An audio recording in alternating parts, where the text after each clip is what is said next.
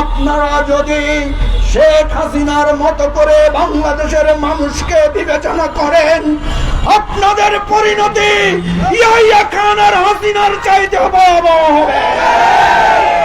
সেনাবাহিনীকে আমরা সবসময় সম্মানের চোখে দেখি, কিন্তু একটি মহল সবসময় সেনাবাহিনীতে আমরা এরকম পেয়েছি যারা মানুষের সাহায্যে না বরং ক্ষমতা এবং প্রতিবেশী রাষ্ট্রের খেয়ানত হয়ে আমাদের দেশকে কলুষিত করার চেষ্টা করেছেন।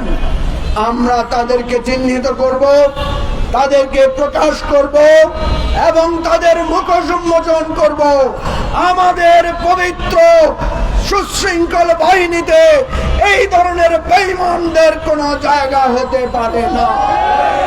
জাতীয় পার্টি আওয়ামী লীগ যদি স্বামী হয়, তাহলে জাতীয় পার্টি হচ্ছে তার স্ত্রী। আওয়ামী লীগ যদি ডাকাত হয়, জাতীয় পার্টি হচ্ছে চোর। সুতরাং জাতীয় পার্টি সহ যে সমস্ত দলগুলো আমাদের গণতন্ত্র ধ্বংসের জন্য দায়ী, তাদের বিরুদ্ধে কঠোর অবস্থান নেওয়ার সময় এসেছে।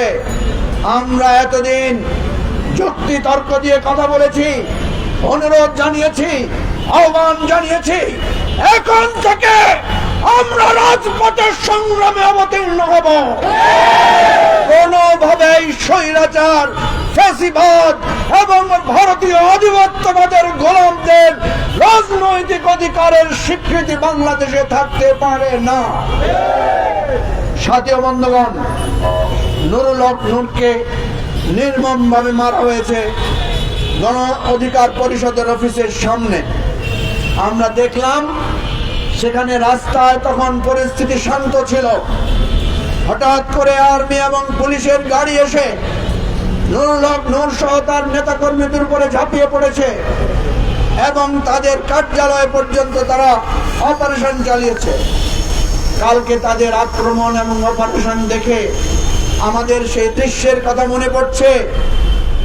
কয়েক বছর আগে আমরা দেখেছি নয়াপল্টনে বিএনপি অফিসে শত শত নেতা কর্মীদেরকে সেখানে পিটিয়ে লাঠিপেটা করে বের করে দিয়ে নয়াপল্টন অফিস তালা ভেঙে পুলিশ সেখান থেকে বিএনপির নেতা কর্মীদেরকে কিভাবে নির্মমভাবে নির্দয়ভাবে নির্যাতন করে গ্রেফতার করেছিল, সেই দৃশ্য আমরা এখনো ভুলে যাই নাই।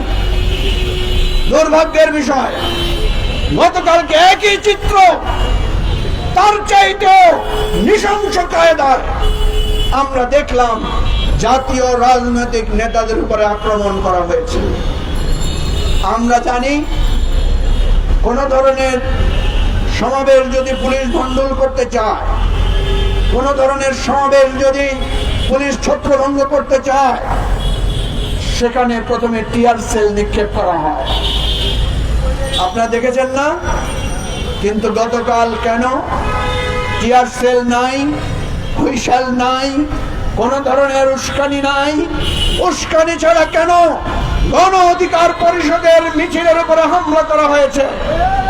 কেন এত নৃশংসভাবে জাতীয় নেতৃবৃন্দের উপর আক্রমণ করা হয়েছে? কি তাদের অপরাধ? আমরা অত্যন্ত দুঃখিত, ব্যথিত। রাত 2টা পর্যন্ত এই সরকারের উপদেষ্টা ডক্টর আসিফ নজরুল উনি হাসপাতালে ছিলেন, আমরা ওনার সাথে ছিলাম।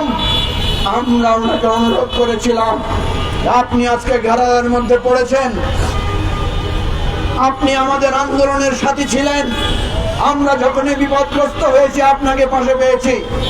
আজকেও আপনি নুরুল হক নূরের পাশে এসে দাঁড়িয়েছেন, সেজন্য আপনাকে ধন্যবাদ। কিন্তু আজকে আপনি আর আগের আসিফ নজরুল এক কথা নয়। আজকে আপনি হলেন এই বিচারক, আপনি হলেন সরকার, আপনি হচ্ছেন আমাদের গণ অভ্যুত্থানের চেতনা ধারণ করার দায়িত্বপ্রাপ্ত ব্যক্তি। আপনারা যদি শেখ হাসিনার মতো করে বাংলাদেশের মানুষকে বিবেচনা করেন, আপনাদের পরিণতি ইয়াহিয়া খান আর হাসিনার চাইতে ভয়াবহ হবে। সাথী ও বন্ধুগণ, আমরা আমাদের পুলিশ বাহিনী, আমরা আমাদের সেনাবাহিনী, আমরা আমাদের বিজিবি এদেরকে চাই তারা মানুষের প্রতি বান্ধব হবে, আমরা চাই তারা মানুষের প্রতি সহমর্মী হবে, আমরা চাই তারা বাংলাদেশের মানুষের বিপদে আপদে তারা আমাদের পাশে দাঁড়াবে। সেনাবাহিনীকে আমরা সব সময় সম্মানের চোখে দেখি, কারণ আমাদের দুর্বিপাকে, আমাদের বন্যার সময়, প্রাকৃতিক দুর্যোগে তারা সব সময় এগিয়ে এসেছে।